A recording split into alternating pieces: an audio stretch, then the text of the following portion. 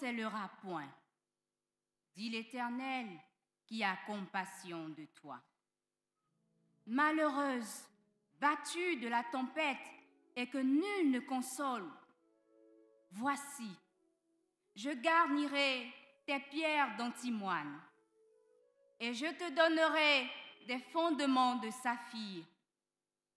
Je ferai tes créneaux de rubis, tes portes d'escarboucle et toute ton enceinte de pierres précieuses. Tous tes fils seront disciples de l'Éternel, et grande sera la prospérité de tes fils. Tu seras affermi par la justice. Bannis l'inquiétude, car tu n'as rien à craindre, et la frayeur, car elle n'approchera pas de toi. Si l'on forme des complots, cela ne viendra pas de moi. Quiconque se liguera contre toi tombera sous ton pouvoir. Voici, j'ai créé l'ouvrier qui souffle le charbon au feu et qui fabrique une arme par son travail. Mais j'ai créé aussi le destructeur pour la briser. Toute arme forgée contre toi sera sans effet. Et toute langue qui se lèvera en justice contre toi, tu la condamneras. Tel est l'héritage des serviteurs de l'Éternel. Tel est le salut qui leur viendra de moi, dit l'Éternel. Amen.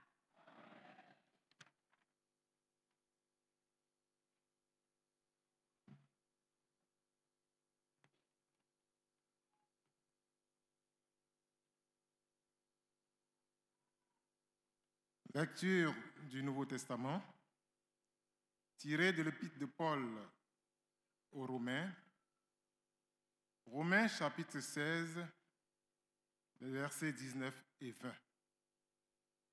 Romains 16, 19 et 20. Là, nous lisons. Pour vous, votre obéissance est connue de tous. Je me réjouis donc à votre sujet et je désire que vous soyez sages en ce qui concerne le bien et purs en ce qui concerne le mal. Le Dieu de paix écrasera bientôt Satan sous vos pieds. Que la grâce de notre Seigneur Jésus-Christ soit avec vous. Amen.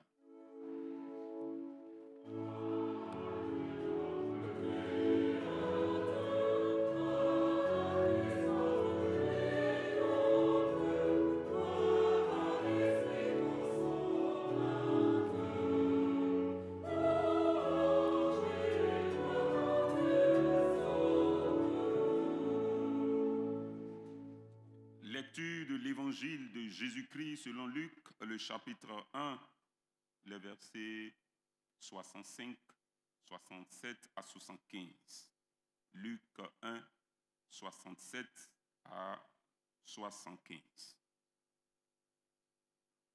Luc 1, 67 à 75 et nous lisons. Zacharie, son père, fut rempli du Saint-Esprit et il prophétisa en ces mots. Béni soit le Seigneur, le Dieu d'Israël, de ce qu'il a visité et racheté son peuple et nous a suscité un puissant sauveur dans la maison de David, son serviteur. Comme il avait annoncé par la bouche de ses saints prophètes des temps anciens. Un sauveur qui nous délivre de nos ennemis et de la main de tous ceux qui nous haïssent. C'est ainsi qu'il manifeste sa miséricorde envers nos pères et se souvient de sa sainte alliance. Selon le serment par lequel il avait juré à Abraham notre père, de nous permettre, après que nous serions délivrés de la main de nos ennemis, de le servir sans crainte, en marchant devant lui dans la sainteté et dans la justice tous les jours de notre vie. Le ciel et la terre passeront, mais mes paroles ne passeront point, dit le Seigneur. Amen.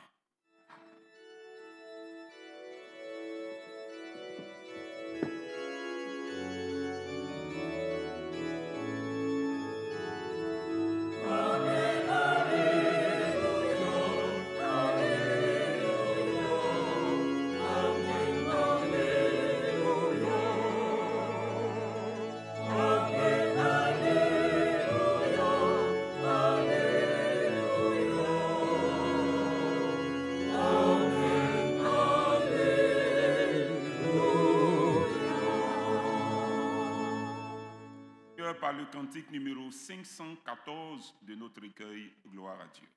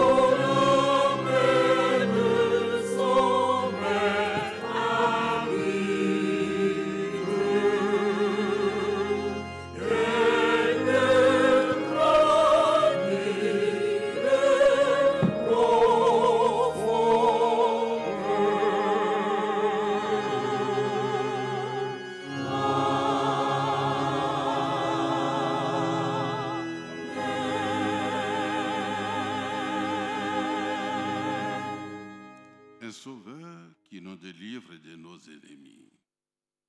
Veuillez vous asseoir et prions Dieu. Seigneur, c'est autour de ces thèmes qu'en cette journée de renouvellement d'alliance, tu nous invites à la méditation. Et pour entrer dans la compréhension de ce texte, c'est ton serviteur que tu vas utiliser avec ces faibles mots pour parler. Seigneur, je voudrais m'effacer devant toi pour que, en touchant mes lèvres impures, en purifiant les paroles de ma bouche, ce soit de nouveau toi qui parles à ton peuple. Mais en même temps, dispose le cœur de ton peuple à recevoir ces paroles avec foi, afin que toutes les promesses qui y sont contenues, ces promesses-là puissent se réaliser dans la vie de chacun de nous. Au nom de Jésus, nous t'avons prié. Amen. Je voudrais de nouveau vous saluer tous et vous souhaiter une décennie riche en Jésus-Christ, celui en qui nous avons pleinement tout. Amen. L'Église méthodiste unie Côte d'Ivoire, pour ce jour de renouvellement d'alliance, nous a proposé 3 textes bibliques, à savoir Ésaïe 54, 10 à 17, Romains 16, 19 et 20, et l'Évangile de Jésus-Christ selon Luc, le chapitre 1, le verset 67 à 75.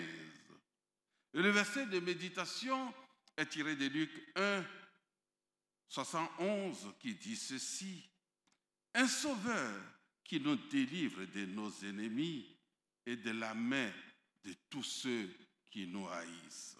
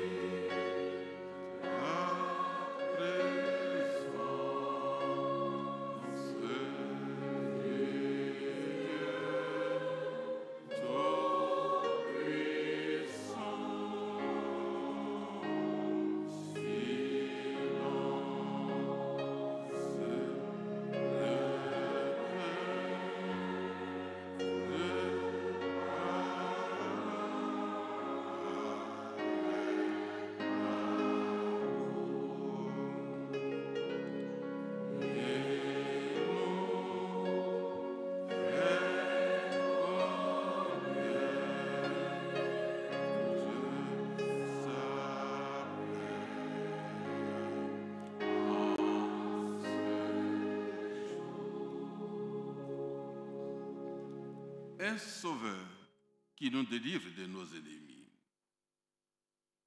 Quel est le contexte de ce texte? Quelle explication pouvons-nous donner à ce thème en rapport avec les textes lus? Et en quoi ce thème, un sauveur qui nous délivre de nos ennemis, est-il d'actualité pour nous aujourd'hui? C'est autour de ces quelques axes que s'articulera le message de ce matin. Brièvement, l'évangile de Luc. Cet évangile a été rédigé en l'an 60 après Jésus-Christ par le médecin grec Docteur Luc, ami intime et compagnon de l'apôtre Paul. Luc est en quelque sorte le seul auteur biblique d'origine non juive dans l'Ancien Testament. Donc quand nous prenons les évangiles jusqu'à l'Apocalypse, c'est le seul auteur qui n'est pas juif et qui a participé à la rédaction du Nouveau Testament. Et donc son évangile est destiné à un certain Théophile et aussi aux non-juifs dans le but, oui, de leur proposer un récit exact de la vie de Jésus et aussi présenter Jésus comme le Messie, comme l'homme parfait et le sauveur du monde que Dieu envoie. Voici brièvement présenté l'évangile de Luc. Et cet évangile est donc subdivisé en 3 parties, puisque nous entamons une nouvelle année ecclésiale. C'est pour cela que je me permets cela. La première partie, c'est le chapitre 1 jusqu'au chapitre 4, verset 13, où il est relatif, qui est question de la naissance et préparation de Jésus, le Sauveur. Et quand nous prenons le chapitre 4, verset 14 jusqu'au chapitre 21, c'est le message et le ministère de Jésus, le Sauveur. Et puis la 3e partie du chapitre 22 jusqu'au chapitre 24, qui est la fin de l'évangile, qui nous présente la mort et la résurrection de Jésus, le Sauveur. Vous voyez qu'à chaque fois, à chaque partie, Jésus, le Sauveur, intervient. Le thème qui nous est proposé pour notre méditation du moment est tiré donc de la première partie, puisque c'est le chapitre 1. Et là, il est question de donner un nom à un enfant. Nous assistons donc à la naissance de Jean le Baptiste. Et 8 jours après sa naissance, au moment de lui donner un nom, un miracle va se produire. Zacharie, son père, devenu muet, à un moment donné, recouvre la parole. Quel miracle!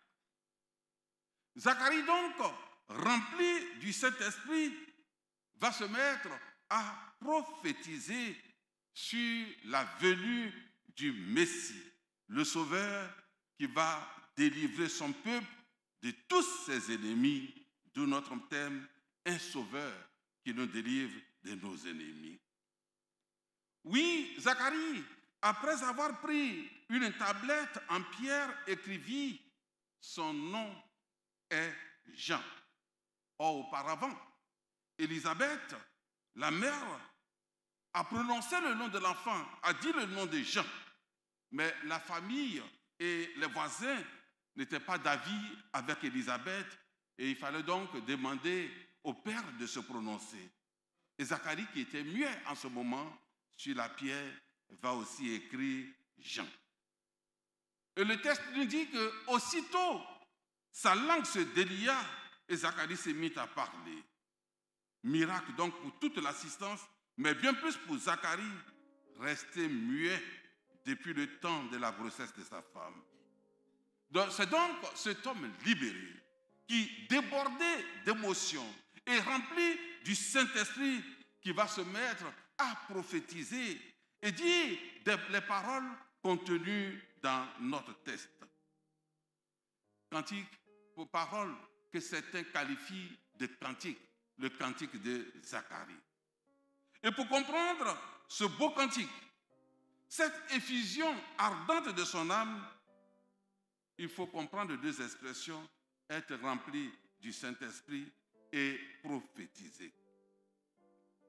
Être rempli du Saint-Esprit, il faut entendre ici, être à la fois pénétré par l'Esprit de Dieu pour entrevoir l'avenir du règne de Dieu et avoir donc la faculté d'en exprimer les mystères dans des discours pleins d'élévation et de lucidité. Zacharie donc, rempli du Saint-Esprit, pénètre donc le mystère de Dieu. Il entrevoit des choses qu'avec des yeux humains et l'intelligence humaine, il était difficile à l'homme de découvrir. Sans ce fait signalé par l'Évangile, frères et sœurs, pour nous dire que Zacharie est habité par le Saint-Esprit, il serait impossible de comprendre comment Zacharie pouvait chanter. Oui, chanter l'œuvre entière de notre rédemption au moment où Jésus n'était pas encore apparu. Mais vous voyez que dans ce texte, Zacharie parle avec certitude. Il parle avec conviction pour dire que la chose s'est réalisée. Mais pour Zacharie, c'est l'Esprit de Dieu qui est à l'œuvre. Qui est à l'œuvre. Et où l'Esprit de Dieu agit, c'est l'Esprit de Dieu seul qui permet à l'homme de franchir ses limites, de dépasser les limites pour entrer donc dans la compréhension du plan de Dieu et de comprendre la pensée de Dieu. Et je voudrais aussi ce matin nous inviter à quitter notre manière profane de voir les choses, de nous laisser habiter, pénétrer par l'Esprit de Dieu pour entrer dans les promesses que Dieu va nous adresser tout à l'heure, afin qu'en acceptant ces promesses-là dans la foi, elles puissent se réaliser pour nous au nom de Jésus. Amen. Oui, Zacharie, pénétré par l'Esprit de Dieu, va parler. Et il va donc faire la révélation, dire ce qu'il sait ou ce qu'il a appris de Jésus. Et il va dire que ce qui avait été annoncé par les prophètes, par la bouche des saints prophètes, cela trouve leur accomplissement au moment où ils parlent. C'est pour cela que je me plais toujours à dire, dans les lectures bibliques, que dans notre lecture, nous faisons la lecture de l'Ancien Testament. Nous faisons la lecture des Épîtres ou de l'Apocalypse, et puis après on revient à l'Évangile pour dire que tout ce qui a été annoncé dans l'Ancien Testament, prophétisé dans l'Ancien Testament, tout cela trouve son accomplissement en Jésus-Christ. Et les autres, dans les Épîtres, ce n'est que l'écho de ce que l'Évangile a accompli. Donc, Zacharie, qui parle ici, authentifie l'Évangile de Luc, dit que Luc dit vrai dans tout ce qu'il a rapporté.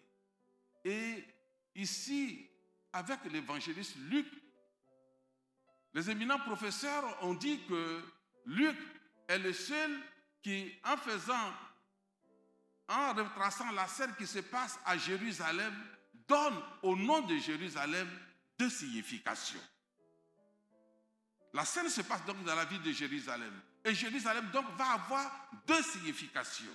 D'abord, la première signification, c'est que le nom Jérusalem va s'appeler Hiérosoluma. Hiérosoluma qui signifie une ville profane, une ville coupable, une ville où il y a des ennemis, une ville où le péché règne, une ville de culpabilité, de rancœur, de rancune, une ville de méchanceté. Et l'autre nom que Luc laisse entrevoir dans Jérusalem, c'est que c'est Jérusalem. Jérusalem, ville sainte, ville de la révélation, ville du salut. Et c'est cette révélation de la Jérusalem que Zacharie est en train de communiquer. Il fait la révélation en disant que dans cette ville coupable, dans cette ville de la méchanceté, dans cette ville d'oppression, Dieu envoie un sauveur pour que Hiérosoloma devienne Jérusalem. Transformer ce lieu-là, transformer cet environnement-là. Autrement dit, Dieu envoie Jésus dans notre monde humain, dans notre monde profane, pour changer ce monde-là, pour nous affranchir des liens de ce monde et faire de nous des créatures nouvelles. Quelqu'un peut-il dire Amen?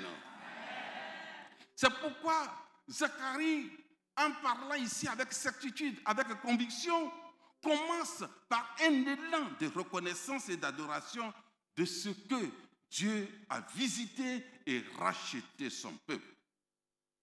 Oui, racheter le peuple, visiter, désigne la manifestation divine accordée à Israël. Après les 400 ans passés en esclavage et toutes les déportations qui ont eu lieu, surtout en Ésaïe 54, les spécialistes disent même que la promesse de Dieu est faite après le déluge pour dire que je ne vais plus me fâcher avec l'humanité pour la détruire. Cette promesse-là de l'alliance nouvelle s'est reportée à tout le peuple de Dieu et Ésaïe 54 laisse entrevoir la promesse de vie éternelle que Dieu accorde à son peuple et nous allons le découvrir quand nous allons avancer. Ésaïe de posture, Zacharie de posture, avec conviction ce qu'il dit, pour dire que tout ce qui a été annoncé, tout cela va s'accomplir avec certitude. Et il dit, Dieu nous a suscité un puissant sauveur. Il nous a suscité une corne de salut. C'est l'expression qui est utilisée dans certaines versions.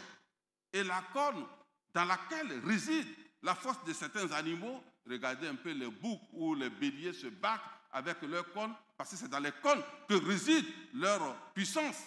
Mais dans le style de l'Écriture sainte, l'image de la puissance, c'est que la corne est le salut que Dieu apporte, c'est la délivrance que Dieu apporte. Mais Dieu apporte cette délivrance-là avec puissance. Et même l'image désigne aussi un puissant libérateur, le Messie. Et Jésus, qui est issu de la maison de David, est considéré comme, est vu comme une corne. Oui, un sauveur. Parce que c'est lui qui vient pour sauver et délivrer son peuple de la servitude. Délivrer son peuple de la domination.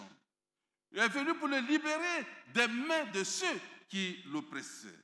Oui, en effet, au moment où Zacharie parlait, prophétisait, Le peuple était sous domination. De quel peuple? Sous domination romaine. Et cette domination était non seulement une domination politique, mais bien plus spirituelle, puisque les responsables religieux du temple aussi ne conduisaient pas les choses de manière spirituelle. C'était vraiment une religiosité pour essayer de profiter de l'immaturité du peuple qui soupirait après son Dieu. Oh, l'espérance d'Israël, en passant par les Bar-Kouba, peu de déceptions. Et c'est dans cette déception, dans l'attente de ce libérateur, que Zacharie prophétise pour dire au peuple, Dieu vous envoie un sauveur pour vous délivrer. Oui, Dieu envoie un sauveur. Et c'est ce que Zacharie affirme dans la foi. Et c'est que les grands événements que Zacharie célèbre dans son cantique vont voir leur accomplissement. Parce que Dieu est fidèle à sa parole. Et sa pensée embrasse tous les prophètes. Et cela dans cette expression que Zacharie nous fait entendre, par la bouche de son prophète de tout temps, Dieu a parlé. Dieu a parlé. Et toutes ces prophéties-là trouvent leur accomplissement maintenant en Jésus-Christ. Zacharie revient par une simple apposition à sa grande passée de délivrance dont il écrit les effets jusqu'en Luc 1, 70 à 75. Et il parle des ennemis d'Israël. Nos ennemis et ceux qui nous haïssent, ennemis, et puis ceux qui vous haïssent, mais c'est la même chose. Pour dire que vraiment ce sont des ennemis qui sont tenaces, des ennemis qu'il faut pouvoir dominer, il faut pouvoir combattre. Et ce sont deux expressions synonymes. Par là, Zacharie veut faire ressortir que les ennemis d'Israël, ce sont les oppresseurs du peuple d'Israël. Ce sont les païens, ce sont aussi les Juifs, ce sont les Romains. Pensez un peu à ce que Pilate a fait au moment où les gens étaient allés à l'adoration. Mais Pilate qui a mêlé plutôt le sang des Galiléens à celui de leur sacrifice. Des gens qui sont allés adorer leur Dieu, mais il les fait tuer. Et ils mêlent leur sang au sang de leur sacrifice. Pensez à ce que Hérode a fait avec ses adhérents. Pensez à tout ce que les chefs religieux de cette époque ont fait, les prêtres et les scribes. Les ennemis d'Israël sont nombreux. Non seulement sur le plan politique, mais aussi sur le plan spirituel. Mais entre eux-mêmes, sur le plan moral, sur le plan éthique, puisqu'ils ne sont pas fidèles à leur Dieu, de par leur comportement.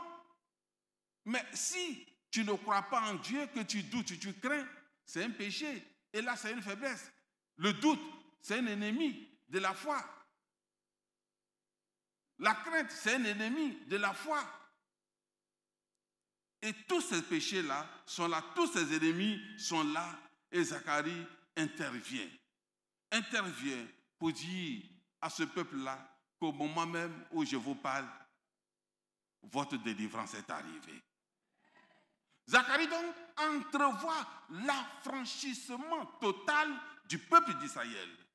Et quand Zacharie parle donc d'affranchissement total, il veut faire comprendre que la miséricorde de Dieu, telle est la source unique du grand salut que lui, le prophète Zacharie, il chante. Et cette miséricorde s'exerce, dit-il, envers nos pères. Ils ont leur part, puisqu'elle est la réalisation de tout ce qu'ils avaient cru et espéré. Tout ce qu'ils avaient cru et espéré et qui trouvent son accomplissement en Jésus, et aussi ils ont leur part. Zacharie chante les immenses bienfaits de Dieu, immenses bienfaits que Dieu avait promis au Père par son alliance et par son serment. D'abord, la délivrance de la main, c'est-à-dire la puissance des ennemis, puis la possibilité d'être des hommes et des femmes libres qui peuvent maintenant adorer Dieu sans crainte, sans murmure, mais dans la foi, de façon engagée, dans la justice. C'est ce message-là que Zacharie communique au peuple d'Israël de son époque et au peuple d'Israël de tous les temps. Un tel thème, est-ce qu'il peut être d'actualité pour nous aujourd'hui? Nous qui renouvelons notre alliance avec Dieu. un sauveur qui nous délivre de nos ennemis. Pourquoi un sauveur pour nous en 2020? Mais on a encore besoin de sauveurs en 2020. Nous avons encore besoin de sauveurs. Parce que nos ennemis, ce n'est pas seulement les gens du dehors. Ce n'est pas seulement les jeunes en conflit avec la loi. Ce n'est pas seulement tout ce qui se passe politiquement autour de nous. Mais nous-mêmes, par notre paresse spirituelle. Ma paresse spirituelle est un ennemi que je dois combattre. Quand l'heure vient d'arriver au culte, et puis Satan me visite par un léger sommeil, surtout en ce temps d'harmattan où il y a la fraîcheur qui circule. Et puis je me tire, pour me lever même c'est difficile. Bon, si je ne vais pas à l'église aujourd'hui, dimanche prochain on va voir. Mais est-ce que ce n'est pas un ennemi qui t'a lié, puis qui t'a couché, qui t'a mis au repos ici? Il faut être délivré de cet ennemi-là. Quand je dois faire quelque chose pour Dieu, mais je commence à hésiter, à me dire, mais est-ce que ça vaut la peine de poser un tel acte? Est-ce que ça, ce n'est pas des dépenses en l'air et tout ça? Et puis tu te mets de doute, de supputation, de changement de position ici et là, et tu n'arrives pas à te décider. Mais c'est un ennemi qui est à ta porte. C'est un ennemi qui est là. Et tu as besoin de délivrance au nom de Jésus. Toi-même, tu dis, on n'a qu'à prier pour toi. Et au moment où on entame la prière, mais au-dedans de toi-même, est-ce que ce qu'il est en train de dire, ça va se réaliser? Mais est-ce que ce n'est pas un ennemi même qui est en train de te communiquer cette parole? L'ennemi est là. Nous avons besoin de délivrance. Il y a des gens qui ont peur de partir au village. Parce que le sorcier va les tuer. Il y a des gens, je ne sais pas combien d'années, ils n'ont pas mis les pieds au village. Mais si Christ est pour toi, qui sera contre toi? Si Christ constitue ton paravent, quel ennemi pourra venir contre toi? Vous voyez, il y a l'ennemi qui est là. Il faut que tu sois délivré de cet ennemi-là au nom de Jésus. Oui, nous avons besoin d'être délivrés en 2020. Nous venons de finir une décennie marquée de troubles sociaux, politiques, de douleurs et de dures épreuves, tant spirituelles que physiques. Chacun à son niveau a désiré voir dans un domaine bien précis de sa vie la délivrance, le salut, l'intervention du Dieu Tout-Puissant. Des gens se sont dit, oh, qu'il manifeste sa puissance pour nous sauver des griffes de tous ceux et de tous ceux qui nous oppressent. Chacun a appelé Dieu à son secours, à sa manière. Je voudrais vous dire, frères et sœurs, en ce premier dimanche de l'an 2020, le Seigneur répond à ta demande par l'accomplissement de ces promesses que nous avons lues dans Ésaïe 54. Et je vais vous répéter ces promesses. Et je voudrais demander à chacun de nous de s'agripper, de s'arracher ces promesses-là. Et je vous vois déjà, arrache là. De s'arracher ces promesses-là avec foi. Écoutez ces promesses que nous trouvons dans Ésaïe 54. Quand j'ai lu ce texte, et pourtant, c'est un texte que j'ai lu régulièrement, mais j'étais tombé d'admiration face aux promesses contenues dans Ésaïe 54. Et voici ce que dit le texte. Quand les montagnes s'éloigneraient, quand les collines chancelleraient, mon amour ne s'éloignera point de toi. Quelqu'un peut dire Amen. Et mon alliance de paix ne chancellera point. Dis l'Éternel qui a compassion de toi. Quelqu'un peut dire Amen. Pour nous dire que malgré les temps d'épreuve, Dieu n'a pas cessé d'aimer son peuple. Sa compassion pour lui n'a pas cessé. Et son alliance de paix n'a point chancellé. Oui, c'est pourquoi, en cette année qui marque le début d'une nouvelle décennie, le Seigneur nous démontre encore son amour. Et il nous suscite un sauveur qui nous délivre de nos ennemis. Oui, c'est un sauveur. Celui qui vient mettre fin à la souffrance. Celui qui vient briser les chaînes de malédiction. Celui qui vient briser l'arc de la guerre. Celui qui vient chasser le vent de pauvreté de notre vie. Celui qui vient chasser l'esprit de célibat dans notre vie. Celui qui vient pour que là où la main de la sécheresse, du dévoreur est passé. Cette main-là soit écartée à jamais au nom de Jésus. Celui qui vient pour nous redonner confiance. Pour qu'un souffle nouveau souffle sur notre vie. Une vie nouvelle commence pour nous. Et Ésaïe nous fait comprendre que la beauté de la nouvelle Jérusalem, qui est la Jérusalem de la révélation, qui est la Jérusalem du salut, la beauté de cette Jérusalem sera époustouflante. Mais la richesse spirituelle du royaume sera bien plus grande encore. Avec la vérité qui dominera toutes les nations humaines et la paix qui emplira la terre comme l'eau des océans. Ainsi sera la beauté de cette nouvelle décennie. Cette nouvelle décennie pour toi, Dieu me charge de te dire du haut de cette chair qu'elle sera marquée d'une spiritualité très poussée pour toi. Veux-tu entrer dans cette spiritualité? Et c'est ce que le pasteur a dit. Il veut que vous entrez dans une nouvelle spiritualité. Ce que vous n'aviez jamais fait là, entrez maintenant là-dedans au nom de Jésus. Une spiritualité très poussée. Le peuple du Seigneur devra s'attacher davantage à lui pour former un nouveau peuple. Pour être le peuple de Dieu, il nous faut nous agripper davantage à Dieu. Parce qu'avec tout ce que le monde nous sait, tout ce que nous voyons autour de nous, nous avons réellement besoin de nous agripper à Dieu comme la panille du plateau s'agrippe au sable. Oui. Le peuple du Seigneur devra non seulement s'attacher à lui, être un peuple d'élite. Être un peuple d'élite, jubilé. Être un peuple d'élite. Une communauté d'élite débarrassée de toute pression. Une communauté qui va bouleverser le monde, qui va bouleverser la vie de l'Église. Et vous êtes en train de bouleverser déjà la vie de l'Église. Et si vous pouvez continuer dans ce sens pour aller de gloire en gloire, de triomphe en triomphe pour bouleverser la vie de l'Église, Dieu sera glorifié avec vous. Oui, le Sauveur qui nous délivre de l'oppresseur, c'est celui qui est venu à toi. Le 24 soir, à l'image des bergers, nous sommes venus accueillir l'enfant Jésus. Et le 25, quand nous sommes venus l'adorer comme les mages d'Orient, le thème qui nous était proposé était le suivant. Aujourd'hui, il vous est né un sauveur, Christ Seigneur. Oui, bien-aimé, le sauveur dont nous parlons ici, c'est le Christ. Notre salut vient de lui.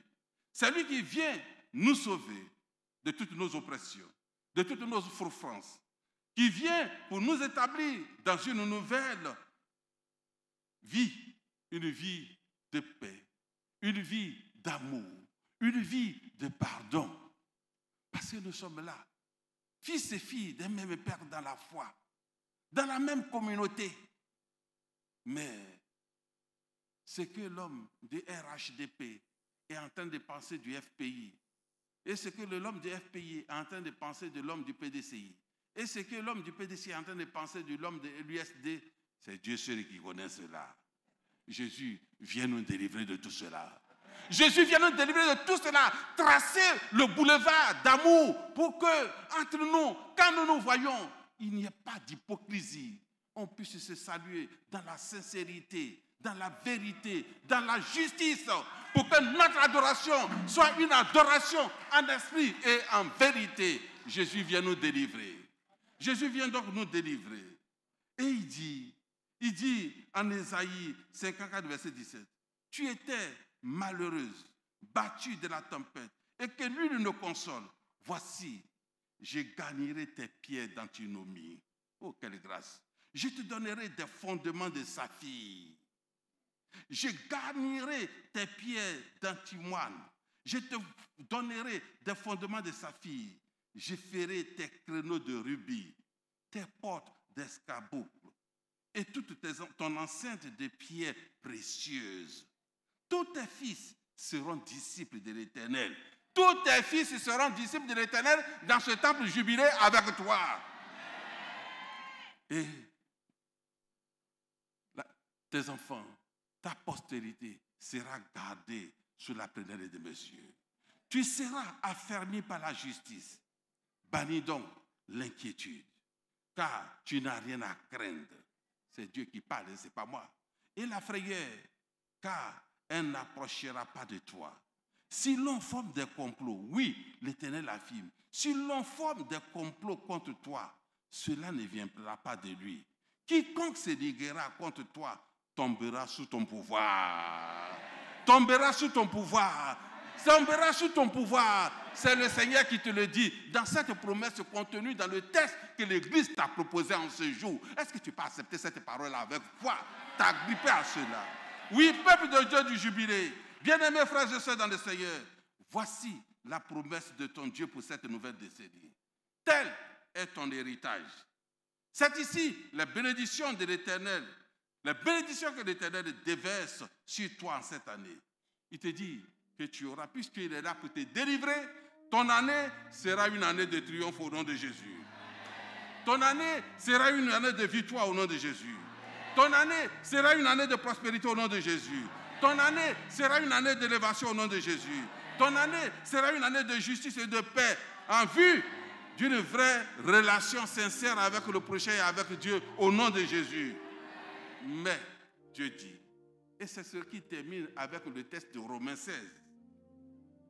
Le Dieu qui donne la paix ne tardera pas à écraser Satan sous tes pieds.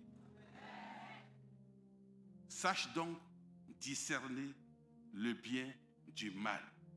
Pratique le bien et tu seras toujours délivré de tous tes ennemis. Voici donc le message d'assurance. Qu'en ce jour de réconciliation d'alliance avec notre Dieu et entre nous, puisque quand on fait alliance avec Dieu, que Dieu fait alliance aussi avec l'autre, c'est dit que j'entre en alliance avec lui. Et il nous débarrasse en ce jour de tout ce qui est rancune, de tout ce qui est rancœur, pour que dans la joie et dans la paix, nous puissions sceller cette alliance avec lui, alliance qui un jour sera ratifiée dans le ciel. Voici le message d'assurance et de salut que Dieu t'a dit ce matin. Comment réagis-tu par rapport à ce message?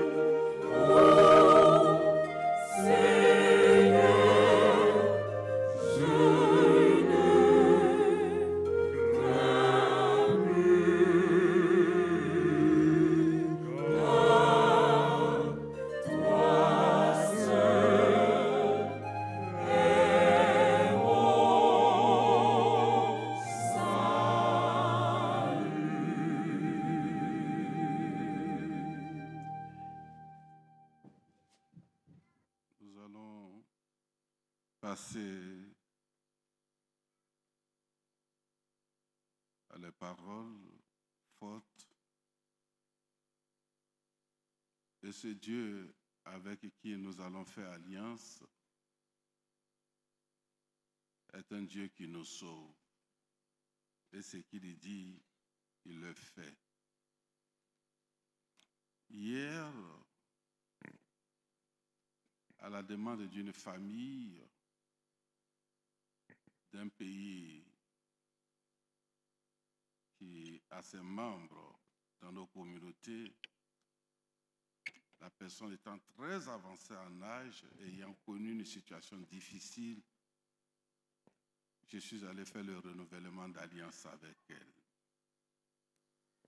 Et la personne me dit, avec ses faibles mots, parce qu'elle parle faiblement maintenant, pasteur, tu dis que le test de dimanche, Dieu dit qu'il vient nous délivrer de nos ennemis. Dieu m'a réellement délivré de mes ennemis. Ma fille était venue me chercher pour aller à une consultation ophtalmologique. Et après, elle a demandé que je reste chez elle pour passer le week-end. Mes deux enfants, les deux qui sont à la maison, sont allés au culte dans une paroisse dans le quartier de résidence. Et avant de partir, ma Bible, je l'ai lue et je n'avais pas encore terminé le passage. J'ai donc laissé la Bible ouverte en déposant mon gloire à Dieu sur la Bible. Mais sur mon oreiller, j'ai mis un vieux pagne méthodiste. Pour couvrir mon oreiller, j'ai déposé la Bible là-dessus. Malheureusement, les voisins au-dessus, la dame faisait la cuisine et elle a oublié la marmite au feu. L'eau est finie dans la marmite. Imaginez la suite. Donc, le gaz incendie. Tout a brûlé, de là-haut jusque dans ma maison. Dans ma chambre, le feu a tout dévoré, sauf mes pagnes d'église. Le feu a brûlé tout mon matelas, mais arrivé vers l'oreiller où se trouve ma Bible et mon gloire à Dieu, le feu s'est éteint tout seul. Et ma Bible et mon gloire à Dieu ne sont pas brûlés. Je fais les images que je peux montrer aux gens pour dire, et vous pouvez aller vérifier, que quand Dieu dit qu'il nous sauve, il nous sauve. Maintenant, frères et sœurs bien-aimés, lions-nous à notre Dieu, le Dieu de l'Alliance, par des liens librement consentis, et prenons sur nous le joug de Christ. Prendre ainsi ce joug sur nous signifie que nous acceptons de tout notre cœur de recevoir de lui notre place et notre travail et de n'avoir que lui pour récompense. Le Christ a bien des tâches à nous confier, les unes aisées, d'autres difficiles. Les unes objets d'honneur, d'autres de blâme. Les unes s'accordant à nos inclinations naturelles et à nos intérêts temporels, d'autres qui y sont contraires. En certaines de ces tâches, nous pouvons plaire à Christ et nous plaire à nous-mêmes. En d'autres, nous ne pouvons plaire à Christ qu'en renonçant à nous-mêmes. Cependant, le pouvoir d'accomplir toutes ces choses nous est assurément donné en Christ qui nous fortifie. Faisons donc l'alliance de notre Dieu. Lions-nous de tout notre cœur au Seigneur et prenons dans sa force la résolution de ne jamais retourner en arrière. Ainsi préparés, comptant pleinement sur sa grâce et nous fondant sur ses promesses, consacrons-nous à nouveau à lui en observant un moment de silence.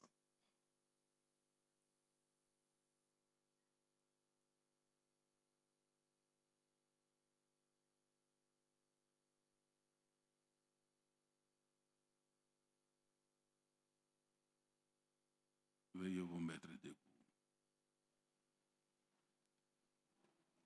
Ô Seigneur, Père Saint, qui nous a appelés en Christ à avoir part à ton alliance de grâce. Nous chargeons avec joie le jour de l'obéissance et nous nous engageons au nom de ton amour à rechercher et à accomplir ta volonté parfaite.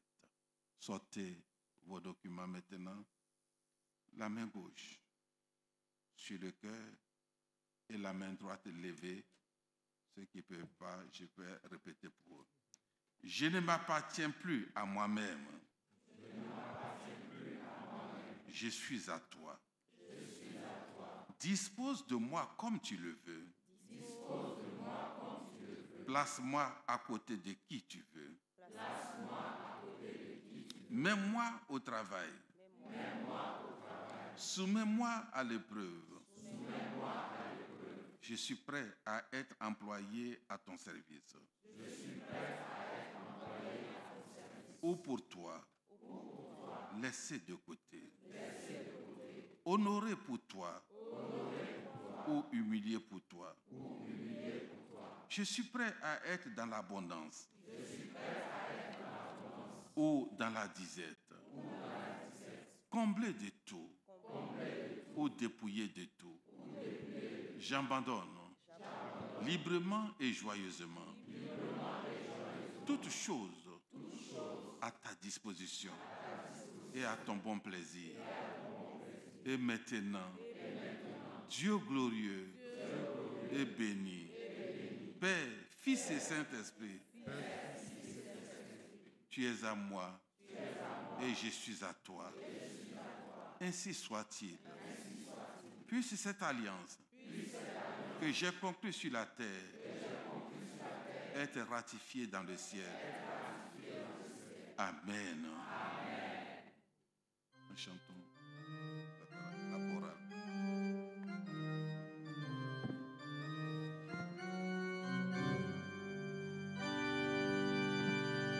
Je